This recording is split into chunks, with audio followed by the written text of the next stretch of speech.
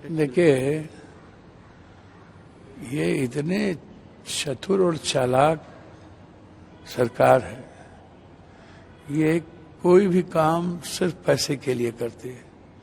पैसे संग्रह कैसे हो, पूंजीपति उद्योगपतियों को बेनिफिट इनकम टैक्स में कैसे मिले, इनका कोई भी टैक्स, ये इनका टैक्स जो है टॉर्चर टैक्स है। ये आप अभी भी उठा करके देखिए। एक तरफ आप जीएसटी को देखिए, महिषासुर के तरह, भस्मासुर के तरह जीएसटी माथे पर रख दिया गया, खड़ा कर दिया गया।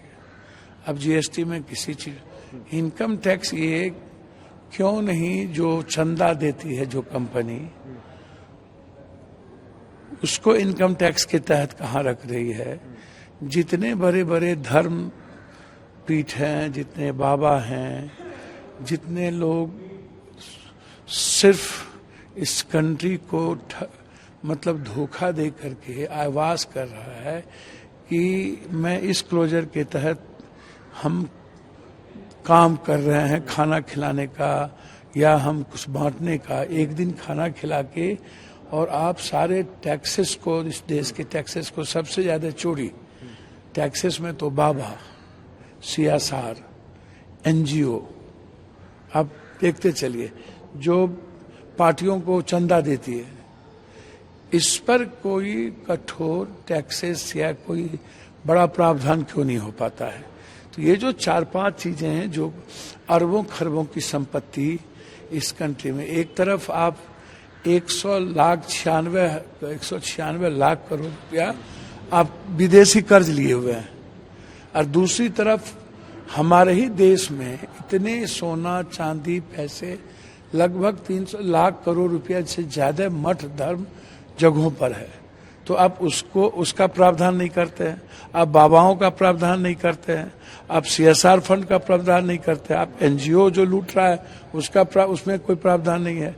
अच्छा, उद्योगपति को आप रिलैक्सेशन पर रिलैक्सेशन देते जा रहे हैं।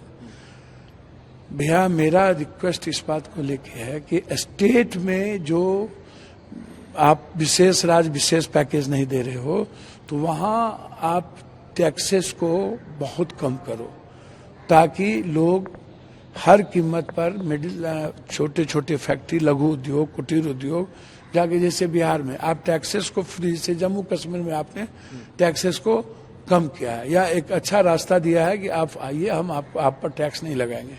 तो हम चाहेंगे कि बिहार, झारखंड, ऐसे जगह पर टैक्स को बहुत कम किया जाए, ताकि जो आम आदमी से जुड़ा हुआ है। अच्छा, दूसरी चीज, किसान पर टैक्स के चीजों पर इसको, और एजुकेशन, हेल्थ, ये 3 चीज पर टैक्स को, इसको सरल बनाने की जरूरत है। सबसे पहला है हेल्थ। हेल्थ हर आदमी की जरूरत है।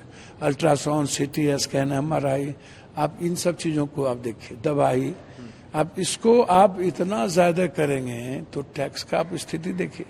दूसरी तरफ आप एजुकेशन के किताब, कॉपी, पेंसिल से लेकर के सब चीज पर आप टैक्स करेंगे तो एजुकेशन तो महंगा होता जाएगा।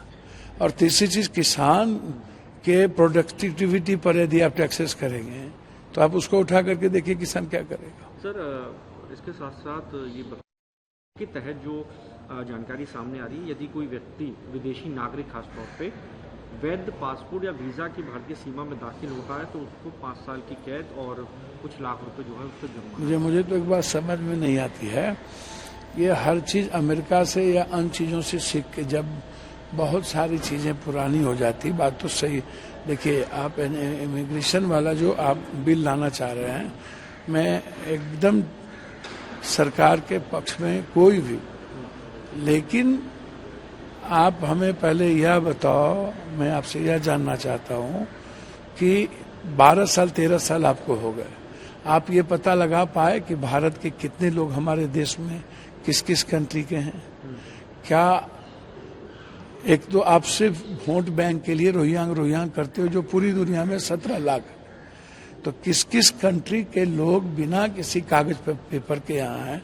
सरकार को तो पहल करना चाहिए कि या तो आप जो लोग लंबे समय से यहाँ हैं उनको आप इमीडिएट यहाँ के नागरिकता के लिए आप व्यवस्थित करो, अब जो आप दूसरे कंट्री को कह रहे हो इमिग्रेशन करके हम कोई भी चीज करेंगे तो 5 साल, तो कठोर तो होना ही चाहिए, इसमें कोई बहस नहीं है। इमिग्रेशन के सवाल पर मेरा मानना है कि हर कीमत पर बाहर से आने वाले लोगों का पता हमारे देश को होना चाहिए। कोई भी हमारी कंट्री में प्रवेश कर जाए, लेकिन जैसे हम नेपाल जाते हैं, नेपाल के साथ इनका क्या प्रावधान होगा ये बताए ना। और भी कंट्री के साथ इनका इमिग्रेशन का नहीं है। जैसे कुछ कंट्री है जिससे कि हम बस जाते हैं आते हैं। अच्छा, हमारे कंट्री के जो हर साल मुझको लगता है 8 लाख 10 लाख 12 लाख लोग यहाँ से बाहर जा रहे हैं, तो उस पर आप क्या कर रहे हैं? एकदम बिल्कुल चला जा रहा है। आप उठा करके देखिए, यहाँ कोई रहना नहीं पसंद करता है।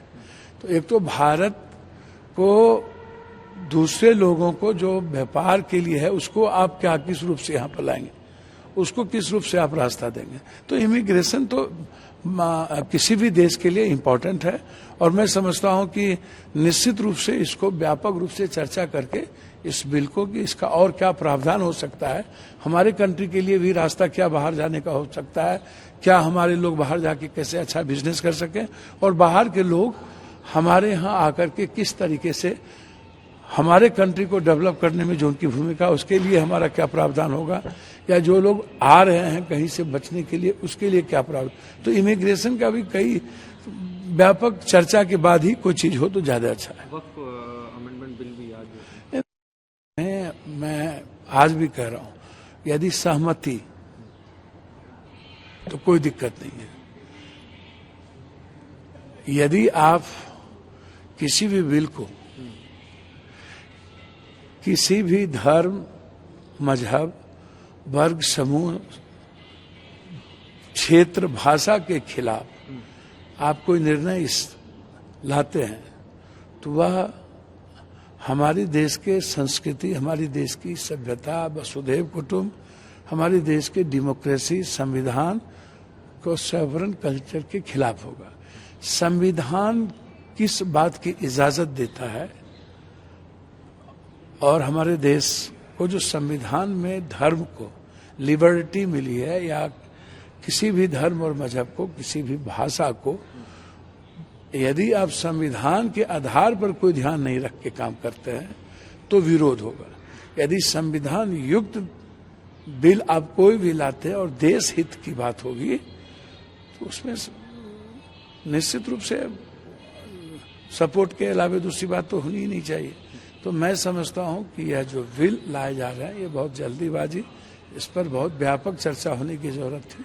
अब ये तो तय अभी जो 9:30 बजे बैठक होगी तो उसमें होगा कि क्या विरोध करना है या सब। गर्मियों की छुट्टी होने वाली थी, मेरे पापा आने वाले थे, तो हम लोग सभी खुश थे। तो मैं एक बेड पे चढ़ के डांस कर रहा था, लेकिन वो पहले ही आ गए।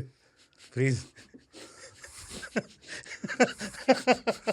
तो मैं उस समय तो कंटिन्यू नहीं कर सकता था, तो फ्रीज फ्रेम टाइप का हो गया। कसम पैदा कर